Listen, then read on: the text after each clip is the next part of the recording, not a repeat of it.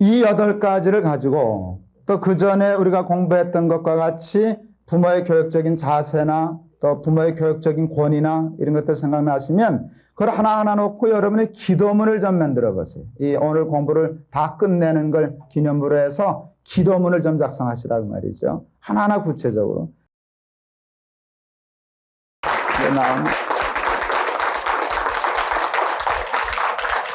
아주 시키시는 대로 잘 하시네요. 이거 다 짜고 하는 겁니다. 제가 매주 이렇게 강의하면서 옷을 바꿔 입는데 거슬리지 않으세요? 예? 설교도 이렇게 할까요? 제가 이렇게 매주 옷 바꿔 입는 걸 좋아할까요? 힘들어할까요? 좋아합니다. 그러니까 여러분이 다 목사인데 쏘가서 왜 그런지 알지?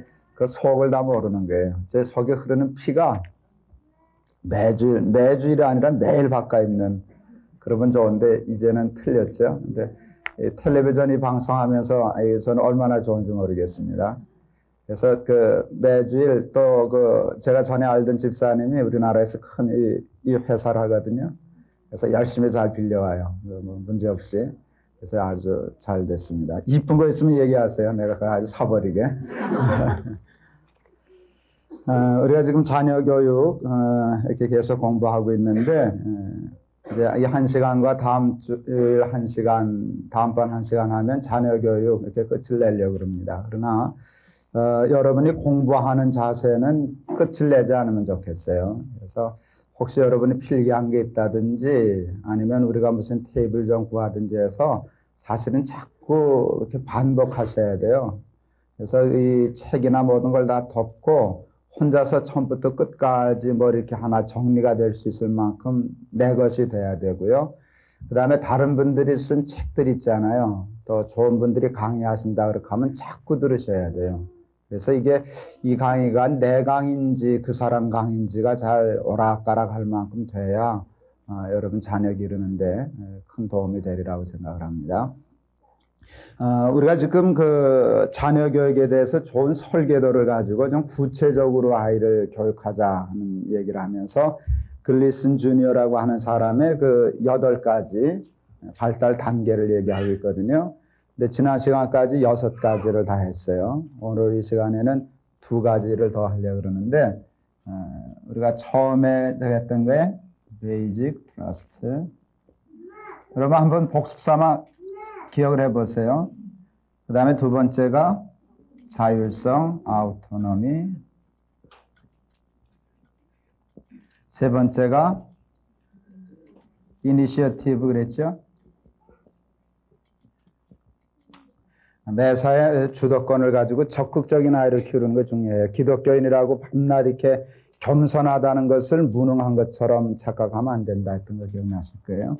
3번째로 이렇게 주도권을 가지고 자신감을 가지고 살아가게 되면 사람이 성실해져요. 그래서 인더스트리 그랬죠. 근면성. 네, 4번째 인더스트리죠. 이 얘기하면서 우리 생각했죠. 하나님이 우리에게 구하시는 건 재능이에요, 성실함이에요?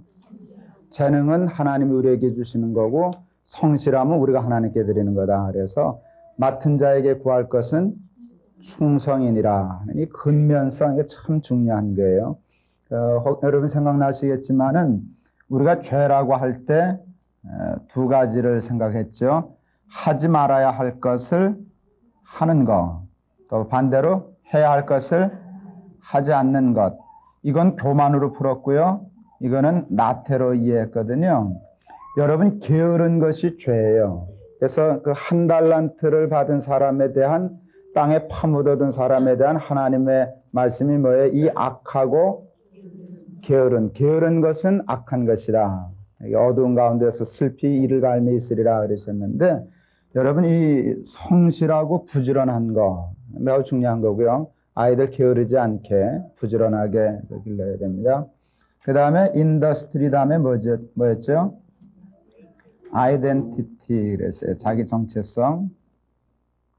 이렇게 부지런하고 성실한 사람이 자기 소명을 찾아요. 자기 적성을 발견하거든요. 게으른 사람은 이걸 못 찾아요. 적당히 사는 사람은, 대충 사는 사람은 이걸 결국 발견하지 못해요. 그럼 참 불행해요. 아이고 내 팔자야 목구멍이 포도청이라 이러면서 살면 이거 참 불행한 일이거든요. 그래서 이게 돼야 이제 이 아이덴티티가 온다 이렇게 생각했어요. 그 다음에 6번째가 인티머시 그랬어요. 친밀감 이렇게 얘기했어요.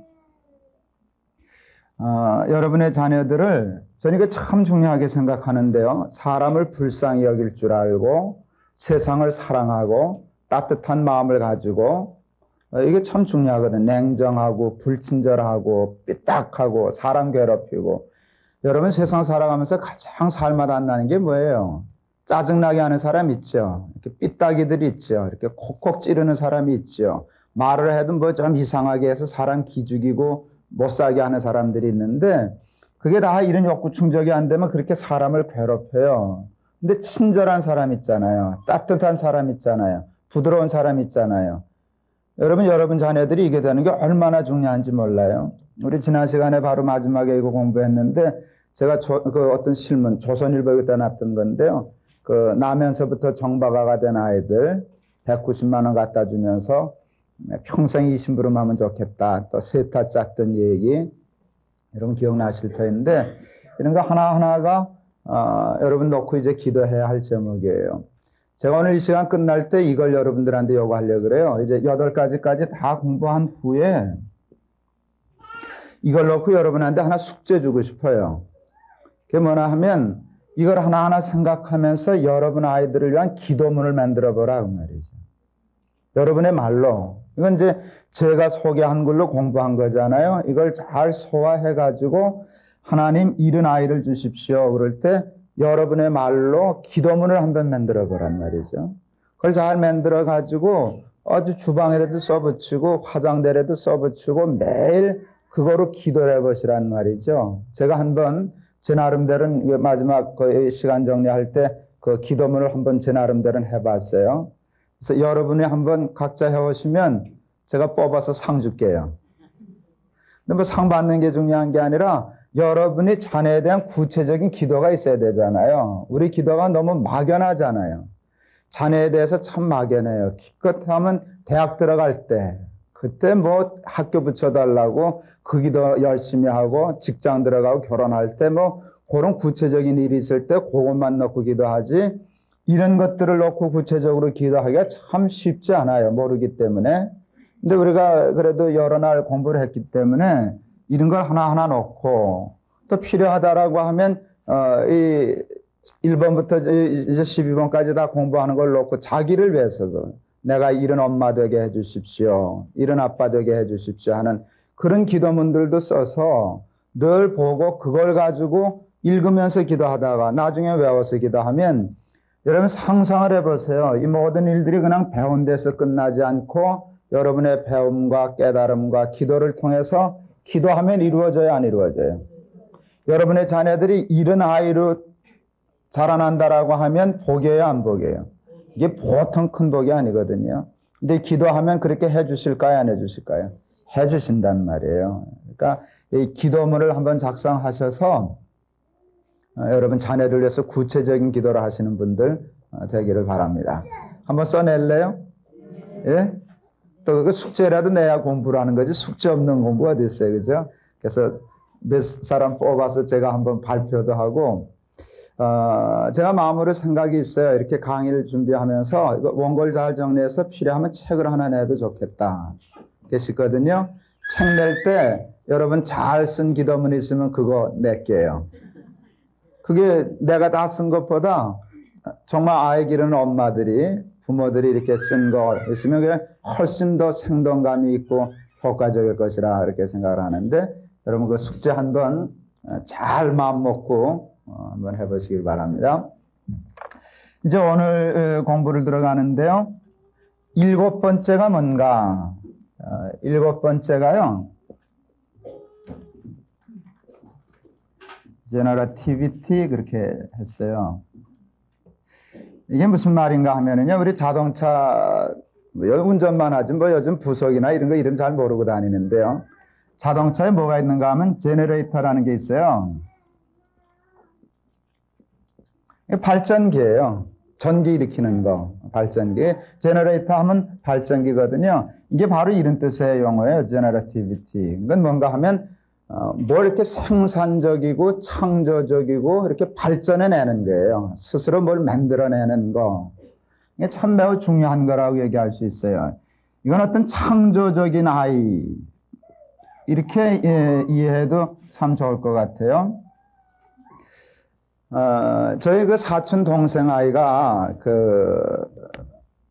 본래 이제 피아노를 전공하려고 그랬던 아이인데 그게 이제 직업이 됐어요. 자기 건물이 있기 때문에 미국 캐나다에 있는 좋은 그 음악 학원, 우리가 생각하는 음악 학원 수준이 아닌 것 같아요. 세계적인 학원인 것 같아요. 거기 있는 교수들이나 이렇게 연결해 가지고 이제 여기 피아노 하면 서울대학을 다니든지 무슨 대학 다니는 학생들을 가서 연수시키고 훈련시키고 뭐 이런 거를 해요. 근데 아주 유명한 피아노 교수에게 여기 정말 뭐 우리 서울대학 가면 좋은 대학인데 서울대학 뭐 연세대학 이런 아주 명문대학에 피아노 전공한 엘리트들을 데리고 갔더니 그 교수가 다음에 데려오지 말라고 다음에 데려오려면 어린 아이들을 데려오라고. 두 번 놀란다 그래요. 그 교수들이. 뭐냐면 첫 번째, 한국의 그 음대생 피아노 치는 사람만큼 손가락이 잘 돌아가는 학생이 없대요. 우리는 어려서부터 그걸 두드렸기 때문에 하여간 뭐 기가 막히게 손가락이 들어가서 어떻게 저렇게 피아노를 치냐 하고 놀랜대요. 근데 두 번째 놀라는 건 뭔가 하면 그렇게 연주를 두드리긴 잘하는데 자기 음악이 없다는데 그렇게 놀란대요. 아무리 가르쳐줘도요, 이게 굳어져 가지고 그냥 시킨 대로 기계적인 소리만 내지 음악이라고 하는 게 연주가 되지 않아서 암만 가르쳐도 저 사람 굳어져서 이제 안 되니까 뭐 19살, 18살 이상 된 아이들은 데려오지 말라고 그랬다고. 아무리 이걸 잘 두드리면 무슨 소용이냐. 그거는 기계가 하는 일이지 사람이 하는 일이 아니다. 여러분, 우리 한국의 교육이 이제까지 이게 주입식이거든요. 그냥 기계적으로 반복해서 이렇게 스킬만 하는데 했지, 뭐 창조적이고 생각하고 자기를 표현하고 있는 일이 참 서툴어요. 이게 중국, 한국, 일본 다 같은 동양적인 맥락이에요. 거기도 장점이 있겠지만 이게 마치 무슨 교육과 같은가 하면 서당 교육과 같은 패턴이에요. 딱 앉아서 외우고 오대문 회초리 치고 달달달달 외워서 제가 하는 일인데 그것만 가지고는 교육이 이루어지지 않는단 말이죠. 속에 있는 것이 끄집어내오고 자기 것이 나오고 이렇게 창조적이 돼야 되는데 이 창조적이라고 하는 면에서 이게 떨어진단 말이죠. 한국의 아이들이 미국이나 이런 미국, 유럽, 캐나다 이런 데 유학 가면은요, 초등학교, 중학교, 고등학교 때까지 성적이 좋을까요, 나쁠까요? 엄청나게 좋다 그래요. 뭐 수학, 이건 몇 년 위 거로 하거든요. 그런데 대학을 가고 대학원을 가고 박사과정에 들어가면 처진대요. 이것이 가장 요구되는 데 가서는 이게 게임이 안 되는 거예요. 전에도 한번 잠깐 얘기했지 싶은데 기억이 잘 안 납니다. 일본에서 아주 유명한 대학에서 정말 1등 하던 올 A를 받던 학생이 독일 유학을 갔다는 거예요. 독일 유학을 갔는데 교수 강의 잘 받고 뭐 공부 열심히 하는 친구니까 노트 그냥 해가지고 다 외워가지고 시험 문제 나온 걸 그냥 100% 새까맣게 적었다는 거예요. 그러니까 의뢰 자기는 뭘 받았다고 생각했어요? A. A도 뭐예요? A 플러스를 받았다라고 생각했는데 나온 거 보니까 F가 나왔어요. 그러니까 이분은 당황도 안 했어요. 이건 실수다. 이럴 수는 없다. 뭐 A 마이너스가 나오도 가서 따질 판인데 A 마이너스라면 뭐 가서 따질 마음이 있지만 F는 이건 분명히 착오다라고 생각해서 뭐 화도 안 내고 가서 이거 저 시험지 한번 봐주십시오. 뭐 잘못된 것 같습니다. 보니까 이거 당신 시험지냐고 보여주더니 쫙 이렇게 썼어요. 아니 이렇게 다 썼는데 왜 F냐고. 내가 가르친 건 있는데 네가 생각한 건 하나도 없다. 내가 가르쳐주고 노트해준 것만 달달달 외웠었지 그것으로 인해서 내가 무슨 생각하고 내 나름대로 한 생각이 없지 않느냐. 그러니까 넌 F다. 제가 듣는 말로는 그분이 결국은 거기식의 공부를 적응하지 못하고 돌아왔다는 얘기를 들었고요. 그건 일본 얘기만 아니라 한국도 마찬가지예요. 우리 동기들 중에도 독일 유학 간 분이 많이 있는데 되게 힘들어해요. 다 하고 오기는 하는데 뛰어난 사람 중에 끝을 못 낸 사람이 있어요. 우리 한국에서 최고 명문대 출신 우리 동기들 중에도 친구들 중에도 신학 졸업하고 독일 가서 저 친구는 공부라고 하면 뭐 바싹한 친구고 독일 아니야 독일보다 더한 데 가도 문제 없을 거라고 한 친구가 결국은 공부를 끝내지 못하고 돌아왔어요. 무엇의 한계를 못 뛰어넘는가 하면 이게 뛰어넘어지지 않아서 그래요. 제가 제 둘째 아이 얘기를 저번에 한번 했었는데요. 아우토노미 그 얘기할 때도 아마 했을 건데 우리 아이가 산업 디자인 학과를 전공을 해요. 산업 디자인. 근데 우리 아이는 학교 다닐 때 미술학원 한 번도 간 일이 없어요. 대개 무슨 보통 대학 미술대학에 산업 디자인과 이렇게 가려면은 뭐 학원 다니면서 뭐 대상도 하고 뭐 다 해야 되잖아요. 그런 거 하나도 모르고 들어갔어요. 한동대는 원래 그렇거든요. 전공 없이 들어간단 말이에요. 이과 문과도 없어요. 막 섞어놓고서는 자기가 1학년, 2학년 강의를 듣다가 좋으면 그때 선택하는 거란 말이죠. 근데 우리 아이놈이 본래 그림 그리는 걸 좋아했어요. 또 잘 그렸어요. 그러나 누구도 그것을 전공으로 시키겠다 우리 집에서 생각한 일이 없어요. 그냥 취미로 잘 그린다. 어렸을 때 우리 아이놈이 둘째 놈이 헬리콥터를 그렸는데 큰 놈이 이거 뭐 똑같이 그렸다고. 내가 보니까 정말 잘 그렸어요. 어린아이가. 그래도 애가 그림 잘 그리는가 보다 생각했지 뭐 그걸 전공하리라고는 생각도 안 했어요. 근데 이놈이 들어가서 하는데 산업 디자인과를 갔어요. 한동대는 다 그런 아이들이 모여서 산업 디자인과가 됐거든요. 근데 참 신기한 거는요. 학교 갈 때마다 어디 나가서 상 받은 거 이렇게 전시하는 게 있는데 산업 디자인 무슨 대회, 전람회 뭐 이런 게 나르면은요. 특상 뭐 이런 상들 뭐 입선은 보통이고요. 우리 아이 얘기 들으면 한동대 아이들은 출품하면 대개 뭐 하나는 상을 받아온대요. 근데 큰 상도 많이 받아왔어요. 이게 참 신기하다는 거예요. 근데 왜 상을 주는가 하면 그 평가하는 심사위원들이 그런데요. 그림을 그리는 실력은 좀 떨어진대요. 이게 여러분 우리 어려서부터 학원 다니고 하는 애들 이거 그리는 거는 얼마나 천재적이에요. 그게 마치 뭐와 같은가 하면 피아노랑 귀신같이 치는 거하고 똑같은 거예요. 이게 손가락 놀림을 잘하는 거란 말이죠. 그런데 뭐가 없는가 하면 어려서부터 이렇게 딱 판에 박은 그림을 그리기 때문에 거기서 변형되고 창조되는 생각이 떨어져요. 그러니까 획일적이에요. 근데 한동대 아이들은 그런 훈련을 안 받았기 때문에 지멋대로 그리는 거예요. 근데 이게 기발한 생각이 나온대요. 그래서 상을 받아요. 우리 둘째 아이가 방학 동안에 이게 영 잘 안 되니까 또 그 자기 친구들 뭐 다른 데 다니는 거 보면 그거 잘하니까 자기도 방학 동안에 미술 학원을 좀 가려고 생각했던 것 같아요. 자기 교수님한테 의논을 했더니 가지 말아라. 베린다. 학원 가지 말아라. 뭐 이러다가 또 미술학원 무조건 제가 하는 수가 있겠지만 미술학원 중에도 이것을 강조하는 학원이 있겠죠. 그런 학원을 가면 좋은 거죠. 음악학원도 마찬가지고 미술학원도 마찬가지인데 무조건 잘못 가서 그냥 판에 박은 듯이 기계적인 그림을 그리는 데 가놓으면 나중에 뛰어넘지 못하는 문제가 생긴다 말이죠. 여러분 자녀를 기를 때 부모님들이 여러분 꼭 아셔야 할 일이 있어요. 아이들을 주입식으로 기계적으로 기르지 않고 이 아이가 자기 나름대로 뭔가 창조적인 생각을 하는 아이로 길러야지 하는 생각을 부모들이 가져야 돼요. 여러분 이거 하나 배운 것이 여러분 자녀를 기르는데 엄청난 차이를 가져올 수 있어요. 이건 목사도 마찬가지인데요, 여러분. 옛날에 그 부산이라 그러는 어느 지방에 목사님 한 분이 뭐 그래서는 안 되는 일인데 결국 속된 말로 얘기하면 교회에서 쫓겨나셨어요. 모양새는 잘 갖춰서 나가셨지만 쫓겨나가신 거예요. 이유가 뭔지 아세요? 모르죠. 모르는 게 당연하죠.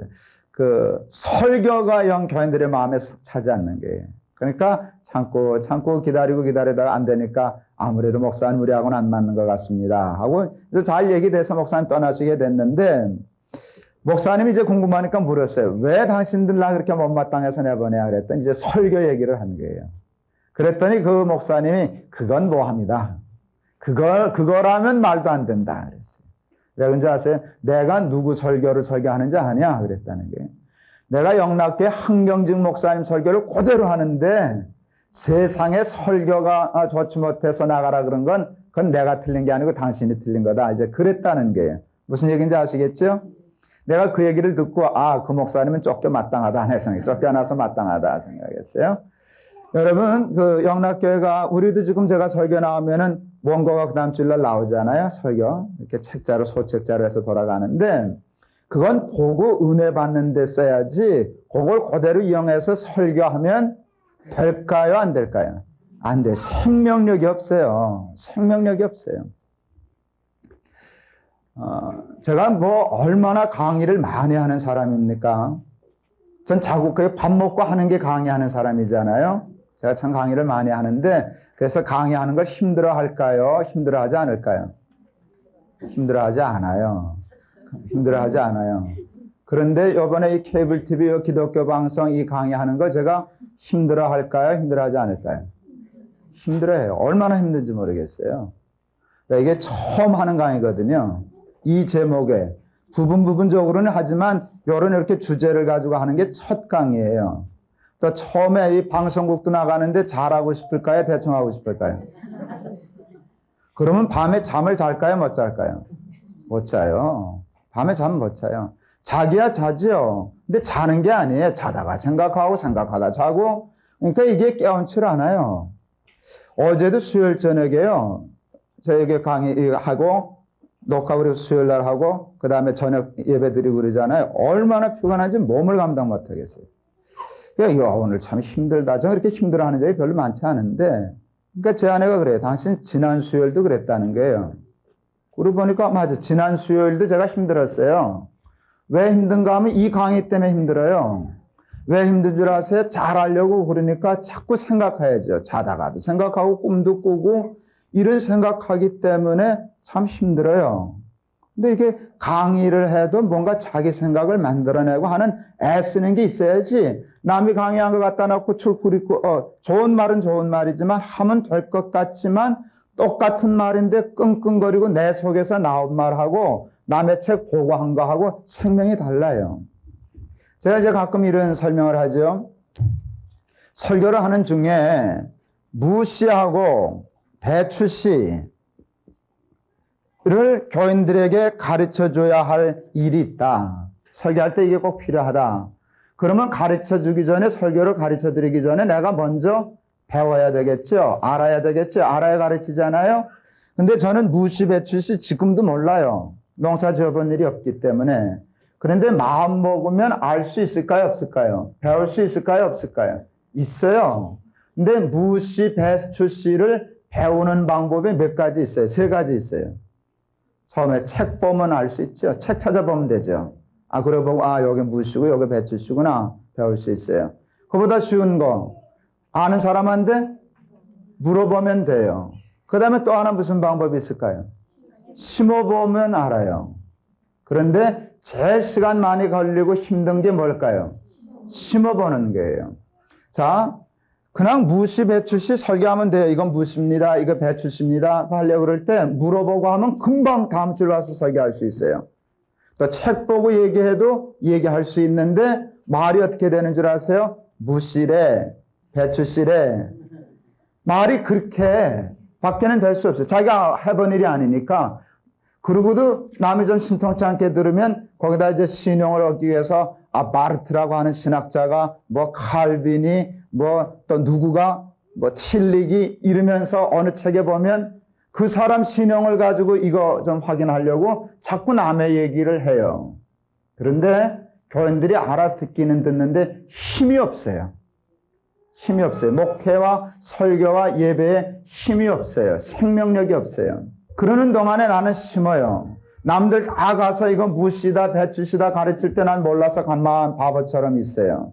몇 달이 걸릴런지는 모르지만 나올 거 아니에요. 언젠가는. 지가 나오지 안 나오겠어요? 나와서 보면 요게 배추구나 요게 무구나 하면 그 다음에 와서 나도 설교할 수 있어요. 근데 말이 달라져요. 무씨래 배추씨래 그렇게 말 안 되죠. 뭐라 그래요? 무씨다 배추씨다. 이게 힘이 있고 생명력이 있어요. 듣고 전하는 거하고 내 속에서 나온 거하고가 그만큼 다른 것이에요. 저 나름대로 목회하려고 애쓰는 일은 그렇게 목회하려고 그래요. 그게 창조적인 목회예요. 여러분 이 강의할 때 책 보고 공부해서 강의할 수 있어요. 그렇게 하면 더 매끈하게 더 아주 박식하게 할 수 있어요. 근데 그건 내 스타일이 아니에요. 제가 전공이 이거니까 책은 사지 않아도 많아요. 학교에서 공부할 때 다 공부했죠. 근데 그거 가지고 다시 정리해가지고 강의하면 무실에 배추실에 이 말밖에 못하지 않겠냐. 내 짧은 경험이지만 나도 목사이고 아버지인데 애 기르고 살았는데 그 얘기하는 일이 경험의 폭이 좁은 것 같아도 그게 더 생명력이 있지 않느냐. 그러니까 혼자 끙끙거리고 만드는 거예요. 그러니까 좀 어설퍼 보이기도 하고 한 얘기 또 하는 것 같기도 하고 그 폭이 좁은 것 같아도 제 생각엔 그래야 생명력이 있고 그래야 발전한다. 발전, 전기를 일으키는 의미에서 발전, 그 발전이잖아요. 그게 제너레이터잖아요. 그런 성격을 가진 아이를 기르는 일이 부모가 자녀를 교육하는 데 있어서 매우 중요한 것이라고 얘기할 수 있어요. 그래서 여러분 우리 한국식의 교육에 대해서 부모들이 조금은 비판적인 생각을 가져야 돼요. 이걸 하려고 하다 보면은 지금 한국도 이제 교육이 많이 발전합니다. 옛날 같지만은 않습니다. 우리가 학교 다닐 때하고 요즘은 다릅니다. 많은 분들이 이쪽으로 가고 있는데 아직도 여기에 신경 쓰다 보면 학교 성적이 좀 떨어질까요? 올라갈까요? 좀 떨어질 수 있어요. 근데 그 용기 가질 수 있어요? 학교 성적과 등수가 좀 떨어지는 한이 있어도 이걸 키워야지. 쉬워요? 어려워요? 참 어려워요. 그럼 나도 어려워요. 야, 그건 나중에 하고 이거부터 쫓아가야 되지 않나 싶은데 정답만 얘기하면 할 수 있고 없는 건 여러분 마음대로고 뭐 나도 자신 없으니까 그러는데 정답을 얘기하면 그것도 중요하지만 사실 그보다 중요한 건 이게 더 중요한 거란 말이죠. 뒤에 보면 알아요. 처음에는 달달달달 외워서 그렇게 하는 아이들이 앞서가지만 피아노든 그림이든 앞서가지만 맨 마지막에 승리하는 건 천천히 가는 것 같아도 이런 훈련이 되어 있는 아이들이 결국은 승리하고 성공합니다. 그건 목사도 마찬가지고 피아노도 마찬가지고 그림 그리는 것도 마찬가지고 직장 생활하는 것도 마찬가지고 사업도 마찬가지예요. 이 경쟁 사회에서 나중에 가장 힘 있는 거는 혼자 스스로 발전적인 생각을 할 수 있는 것처럼 큰 힘이 어디 있어요? 밤낮 남의 책 보고 하면 남보다 밤낮 뒤떨어지지 않겠어요? 여러분 흔히 그 얘기 아파트 사던 사람들이 뭐라 그러더라? 막차 탔다 그러잖아요. 여러분 그 인생의 승부는요 누가 먼저 선점하느냐, 전 선지, 선견 이게 참 중요한 능력이라고 생각하는데 남보다 먼저 보고 남보다 먼저 아는 거. 근데 여러분 이게 되지 않으면은요 남이 안 다음에 내가 알게 돼 있어요. 물어보고 알아야 되니까 책 보고 알아야 되니까 그러면 이미 벌써 다 떠나고 내가 그 올라탔을 때는 막차 타는 수밖에 없어요. 사업을 하든 뭘 하든지 그는 후수 두는 사람 될 수밖에 없어요. 결국 그냥 밥 먹고 사는 건 모르겠지만 성공적인 삶을 살기는 참 지장이 많아요. 우리가 선진국들한테 뒤떨어지는 게 이런 교육적인 이유도 있을 거라 생각을 하고요. 여러분 창조적인 훈련을 시키고 가르치는 일에 부모들이 관심 가져야 돼요. 여러분 제가 이 얘기를 할 때 우리 막내가 4살, 5살쯤 됐을 때 저 엄마가 아마 이렇게 손잡고 가는데 이쪽에도 개천이고 이쪽에도 개천이고 그런 길이었던 것 같아요. 술이 잔뜩 취한 사람이 갈지자로 걷는 거예요. 이렇게 가다가 여기 빠지고 갔다면 싹 돌아서 일로 돌아오고 또 빠지면 이러고 돌아가고 그러니까 아슬아슬하잖아요. 저 엄마가 물었다죠. 너 저 술 먹는 거 어떻게 생각하냐? 아주 어렸을 때. 나빠요. 왜 나쁘다고 생각하냐? 그럼 이제 자기 생각이 나오는 게 술은요 아는 걸 모르게 해요. 뭘 아는 걸 모르게 하냐? 자기 집 아는데 술 먹으면 모른다는 거예요. 자기 아이인데 자기 아이인 줄 모르고 막 때린다는 거예요. 그러니까 술은 아는 걸 모르게 해요. 그래서 나빠요. 여러분 이게 4살, 5살 이렇게 자기 나름대로 이래서 나쁘다라고 하는 정리가 생각처럼 쉬운 게 아니에요. 그런 것들이 나중에 참 필요해. 난 그 말 하나 전에 듣고 저거 이 다음에 목사 되면 괜찮겠다 하는 생각을 했어요. 목사 그런 생각 할 줄 알아야 되거든요. 이제 올해 신학대학 들어갔어요. 막내놈이. 그래서 이제 그때 그 생각했는데 그게 기도가 됐나 이렇게 통해서 이렇게 생각하는데요. 하여간 이런 창조적인 생각, 그거는 목회만 필요한 게 아니라 아이들 자꾸 그런 쪽으로 유도하고 부모들이 가르쳐야 됩니다. 그러기 위해서 몇 가지 필요한 게 있는데요. 좀 다양한 공부가 필요하고요. 그러니까 서양 애들 보면은 독서량이 우리하고 달라요. 초등학교 아이들, 중학교 아이들부터 하면 독서량이 많아요. 그 책을 많이 읽고 다른 책 많이 읽고 돌아다니느라고 수학이 우리보다 떨어지는 거죠. 우리는 수학만 달달 파는 동안에 애들은 돌아다니면서 여행하면서 이렇게 푼단 말이죠. 다양해요. 나중에는 그게 힘이 되거든요. 거긴 또 여행을 많이 시켜요. 그게 참 재밌대요. 부모하고 여행하게 되면 신고만 하면 그 결석이 안 돼요. 왜? 여행도 공부라고 생각하기 때문에, 좋은 공부라고 생각하기 때문에 부모가 아이들 데리고 여행 가서 저것만 하면은요, 학교 결석으로 잡아주지를 않아요. 학교에 따라서. 그 좋은 공부라고. 그러니까 사방을 돌아다니죠. 여행하죠, 보죠, 또 구경하죠, 책 읽죠. 그래서 그게 이렇게 자본이 많이 쌓여지니까 여러분 아이들이 나중에 창조적이 되는 것 같아요. 그래서 아이들 어렸을 때 가능하면 여행 많이 시키고 구경 많이 시키고 다양한 독서할 수 있도록 그렇게 훈련시키면 나중에 이런 발전적이고 창조적인 아이가 되리라 생각하고 이걸 여러분 기도 제목과 교육의 목표 중에 하나로 삼으실 수 있기를 바랍니다. 그 다음에 이제 마지막에 8번째가 뭔가? 인테그리티예요.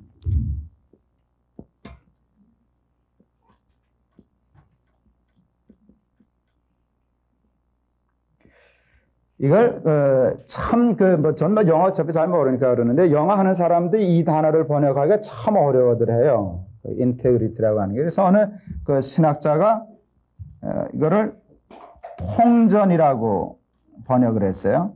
이게 완전하다 뭐 이제 그런 뜻인데요. 근데 완전한데 통합적인 완전 이런 뜻인 것 같아요. 통전. 그래서 흔히 우리 신학하고 쓸 때 인테그리티 하면 통전성, 통전성 이렇게 이제 번역하고 해석을 쓰는데 이게 이제 뭔가 하면 제가 제일 좋아하는 거예요. 이 인테그리티, 이 통전이라는 게 제가 제일 좋아하는 것이에요. 가장 귀히 여기는 것이고요. 제가 제일 좋아하는 말이 뭔가, 좋아하는 성경 구절이 뭔가 할 때 여호수아 1장에 있는 거예요. 좌로나 우로나 치우치지 말고. 저는 이 말이 참 좋아요. 제가 우리 강의할 때 어느 학생 하나가 좀 좌경화된 아이가 있어서 흥분한 적이 있었다. 그 얘기 한번 강의했죠. 그냥 혼내주려고 요거 이제 물 흐르러온 미꾸라지인 줄 알고 혼내주려고 불러낸 새에 내가 기도하다가 하나님의 은혜 받고 그거 잘 다스렸다는 얘기를 했죠. 그러면서 제가 그날 깨달은 게 뭔가 하면 나는 너를 좋아하고 너는 나를 좋아해야 나도 살고 너도 산다 얘기를 했단 말이죠. 그때 제가 한 얘기가 뭔가 하면 다시 복수삼아 얘기하면 진리란 이 한가운데를 가는 게 정도를 가는 게 정도죠. 그렇죠? 정도가 진리예요. 그런데 누구도 정도를 갈 수가 없어요. 사람이요 다 불완전해서 어느 사람은 여기로 간다 그러다가 자꾸 어디로 세요? 자꾸 이렇게 오른쪽으로 가요. 이렇게 자기도 모르는 사이에. 어떤 사람은 이리로 간다고 잘 출발했는데 자기도 모르는 사이에 점점 어디로 가요? 이리로 가요. 사람들은 여기를 뭐라 그러는가 하면 우익이라고 그래요. 여기는요? 좌익이라고 그래요. 우익은 여기 보고 빨갱이라고 그래요. 여기 보고서 또 흐리멍텅한 사람이라고 기회주의자라고 그러고 뭐 그렇게 또 욕해요. 흐리멍텅하다고. 근데 이 둘 다 아니에요. 진리는 여기지 여기도 아니고 여기도 아니에요. 많은 사람들은 대개 이쪽을 가요. 제가 그 얘기를 했죠. 오른손이 바른 손 아니다. 얘기했잖아요. 오른손이 바른 손 아니에요. 오른손은 오른손이고 왼손은 왼손이에요. 근데 오른손 제비가 많다고 왼손 제비를 다 그런 손 그려놓으면 안 되잖아요. 오른손은 오른손이고 바른 손은 바른 손이죠. 바른 손은 이게 바른 길이겠죠. 이랬을 때 내가 이쪽으로 좀 가야지만 중돌되는데 어떻게 가야 되는가 하면 이걸 이해해 줘야 돼요. 용납해 줘야 돼요. 그리고 이 통전이 이루어져야 돼요. 이것과 이게 합쳐져서 통전이 이루어지는 거지 이쪽으로만 가면 자꾸 극우되고 이쪽으로만 가면 자꾸 극좌가 되지 않아요?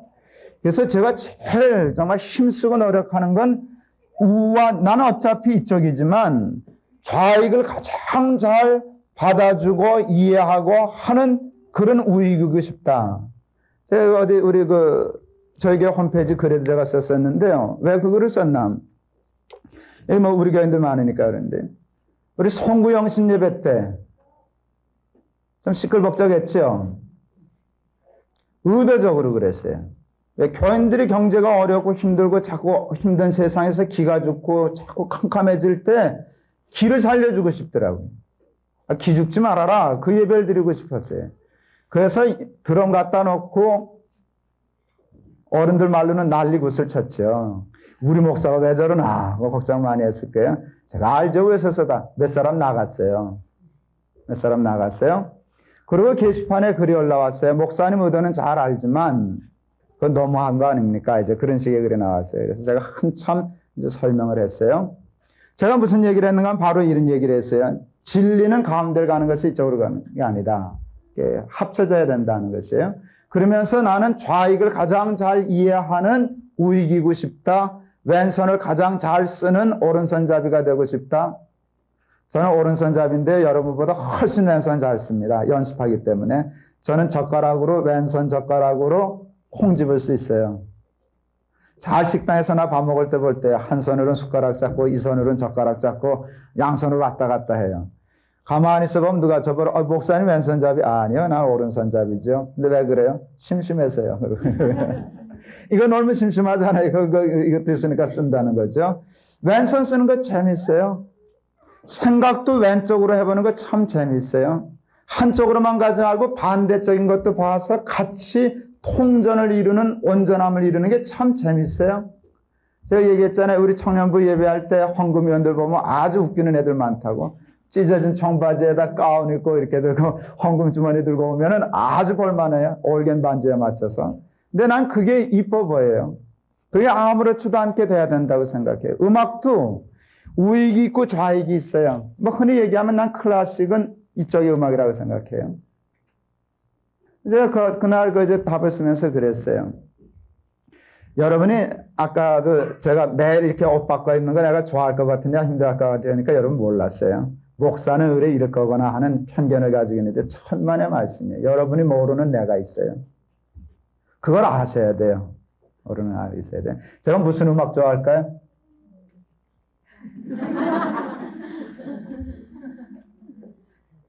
저는 다 좋아해요. 다 좋아할 줄 알아요. 제가 클래식 음악 듣다가 죽고 싶었던 적이 있다는 얘기 했었죠. 그러면 잘 들은 거죠. 그만큼 요 기분에 죽으면 좋은데 하는 만큼 감동을 받았으니까 그건 음악을 제법 들은 거 아니에요. 뭐 모르긴 해도 클래식 음악 그만큼 듣는 사람 많지 않을걸요. 근데 나는 클래식 음악만 좋아하지 않아요. 여러분 이해하실런지 모르지만 락이라 그러죠.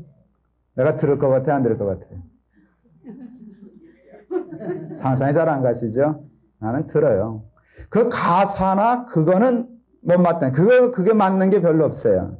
근데 왜 그러는가 하면은요, 감정적으로 그렇게 표현하지 않으면 도저히 충족되지 않는 감정이 있어요.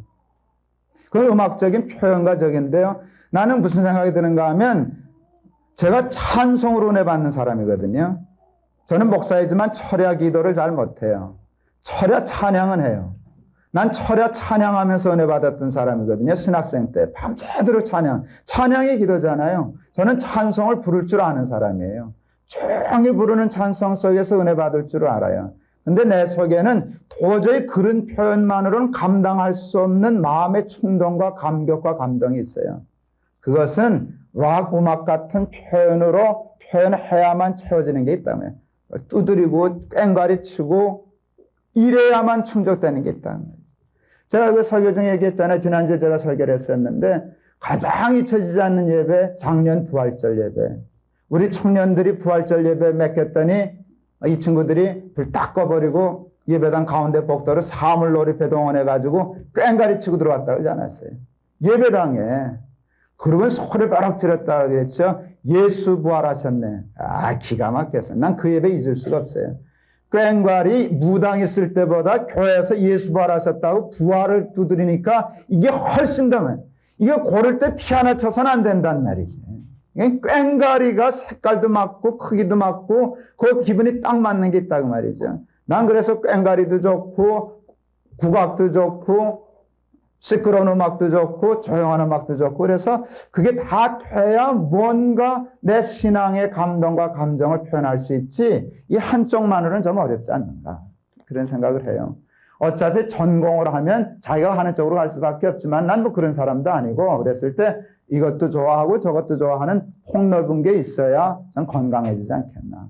제일 사람이 힘들어지는 것이요. 공부하고 저기 했을 때 편협해지는 거예요. 자기 것만 옳다고 고집하면은 이게 사람이 쓸모가 없어요. 자기 전공과 은사를 가지고 있으면서 남도 인정하고 다른 생각도 인정할 수 있는 사람이 돼야 큰 인물이 될 줄을 믿습니다. 공부 많이 하고 똑똑하고 이런 사람들, 실력 있는 사람들이 부딪히는 마지막 한계가 뭔가 하면 이 통전성이 없어요. 뭔가 이 완전하면 자기가 가는데 한쪽으로 치우친 쪽으로 완전해지는 걸 보면서요. 그러니까 밤낮 싸워요. 이 사람과 왼쪽 사람과 싸워요. 갈등해요. 근데 이런 사고방식 가지고 있는 사람은 여기를 화평케 하는 사람 될 수 있어요. 오른쪽도 왼쪽도 다 품고 합해서 통전을 이루는 그게 인테그리티인데 여러분 전 그게 참 건강한 것이라고 생각해요. 제 큰아이가 뭐 책을 많이 읽어요. 이따가 뭐 생각나면은 뭐 흥분도 하고 얘기도 하고 그래요. 학교에서 뭐 또 세상에서 이렇게 보면 젊은 아이 눈에 볼 때 흥분되는 일들이 많잖아요. 아마 아주 비판적으로 뭐 이렇게 얘기하고 있을 때가 있어요. 그럴 때마다 제가 잡아주려고 애쓰는 것은 꼭 그렇게만 생각할 건 아니다. 한번 뒤집어 봐라. 다른 입장에서 생각해 봐라. 이게 자꾸 균형 잡아주려고 애를 쓰는데 저는 정말 내 아이들이 여기에 도달할 수 있으면 좋겠다. 창조적일 뿐만 아니라 여기에 도달해서 좀 폭넓은 인생을 살아가는 사람이 좋겠다. 속 좁아가지고 자기 것만 옳다고 그러는 게 아니라 다른 사람도 인정하고 살아가는 그런 사람이 되면 좋겠다 생각을 했습니다. 자, 이제 8가지를 다 우리가 공부했어요. 제가 아까 첫 시간에 얘기한 것처럼 이 8가지를 가지고 또 그 전에 우리가 공부했던 것과 같이 부모의 교육적인 자세나 또 부모의 교육적인 권위나 이런 것들 생각나시면 그걸 하나하나 놓고 여러분의 기도문을 좀 만들어 보세요. 이 오늘 공부를 다 끝내는 걸 기념으로 해서 기도문을 좀 작성하시라고 말이죠. 하나하나 구체적으로. 근데 이제 제가 한번 이 8가지를 생각하면서 제가 이렇게 깊이 생각하지는 않고 하나 이렇게 기도문처럼 만들어 봤어요. 한번 참고해 보세요. 하나님 제 아이에게 믿음을 주시옵소서. 하나님을 믿고 사람을 믿고 세상을 믿을 수 있는 능력을 주시옵소서. 여러분 믿음은 능력이에요. 믿을 수 있는 건 참 능력이거든요. 세상을 긍정적으로 바라볼 수 있는 그런 능력을 주시옵소서. 뭐 가지고 쓴 기도문이에요? 베이직 트러스트 생각하면서 쓰는 거거든요. 그 다음에 하나님 제 아이를 자율적인 아이가 되게 해 주시옵소서. 남의 눈치를 보며 타율적으로 살아가는 사람 되지 아니하고 무엇을 하든지 자율적으로 하는 사람이 되게 해 주시옵소서. 자기의 자유뿐만 아니라 남의 자유도 소중히 여길 줄 아는 사람이 되게 해 주시옵소서. 하나님 제 아이가 늘 자유하는 삶을 살아가는 사람이 되게 해 주시옵소서. 저는 이야기를 생각할 때마다 그 전에 영락교에 계시던 이명수 목사님 생각나요? 왜 예수를 믿으십니까? 자유하는 사람이 되려고 예수를 믿습니다. 자유하는 사람, 자율적인. 이건 얼마나 중요한 일인지 모르는데 하나님 내 아이가 자유하는 삶을 살게 해 주시옵소서. 그 기도가 돼야 할 줄 믿습니다. 하나님 제 아이에게 자신감을 허락해 주시옵소서. 그리하여 늘 세상에 대하여 주도권을 가지고 앞장을 서서 세상을 이끌어 나가는 지도자가 되게 해 주시옵소서. 그러나 늘 겸손하여 자신의 능력으로 자신의 이익의 도구를 삼지 않게 하시고 5,000명을 먹이고 나라와 민족을 축복하는 삶을 사는 사람 되게 해 주시옵소서. 이니셔티브 생각을 했어요. 하나님 제 아이를 성실한 사람이 되게 해 주시옵소서. 작은 일에도 충성할 줄 아는 사람이 되게 해 주시옵소서. 자신의 일을 즐길 줄 아는 사람이 되게 해 주시옵소서. 인더스트리인데요. 이렇게 부지런하고 성실하면요 일하는 게 재밌어요. 공부 열심히 하면요 공부가 재밌거든요. 그래서 자기 일을 즐길 줄 아는 사람 되게 해 주시옵소서. 하나님, 제 아이가 자기의 정체성과 소명을 발견할 수 있게 해 주시옵소서. 그리하여 인생을 낭비하지 아니하고 시간을 허비하지 아니하고 자신의 삶을 즐기면서 살아가는 사람이 되게 해 주시옵소서. 그리고 자신을 이 땅에 보내신 하나님의 뜻을 이루어드리는 삶을 사는 아이가 되게 해 주시옵소서. 하나님, 제 아이를 통하여 하나님의 뜻을 이루시옵소서. 아이덴티티죠. 하나님, 제 아이에게 따뜻한 마음을 주시옵소서. 사람을 불쌍히 여길 줄 아는 마음을 주옵시고 많은 사람을 섬기며 많은 사람을 구원하고 도울 수 있는 사람이 되게 해 주시옵소서. 하나님, 제 아이에게 사랑의 은사를 허락해 주시옵소서. 하나님을 사랑하고 사람을 사랑하고 세상과 자연을 사랑할 줄 아는 사람이 되게 해 주시옵소서. 늘 따뜻한 마음을 가지고 세상을 축복하는 삶을 살게 해 주시옵소서. 인티머시입니다. 하나님, 제 아이를 창조적인 사고와 행동을 할 줄 아는 사람이 되게 해 주시옵소서. 남이 보지 못한 것을 보며 남이 듣지 못한 음성을 들으며 남이 미처 생각지 못한 것들을 생각하며 사는 기쁨을 알게 해 주시옵소서. 그리고 새로운 생각으로 세상을 아름답게 축복하는 사람이 되게 해 주시옵소서. 제너러티비티이지요. 마지막으로 하나님, 제 아이를 좌로나 우로나 치우치지 않는 사람이 되게 해 주시옵소서.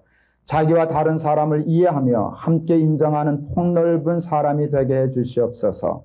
자기와 다른 것을 틀린 것이라고 생각하여 쓸데없는 갈등과 다툼을 일으키는 이 세상 속에서 평화의 도구, 그 역할을 감당하는 사람이 되게 해 주시옵소서. 이게 뭐죠? 인테그리티인데 이것을 가지고 여러분 한번 꼭 좀 기도문을 쓰셔서 한번 저한테 주세요. 쓰시는 대로 이렇게 해서 한번 좋은 기도문을 가지고 자녀를 구체적인 목표와 기도를 가지고 길러내시는 우리 모두가 되실 수 있기를 바랍니다. 수고하셨습니다.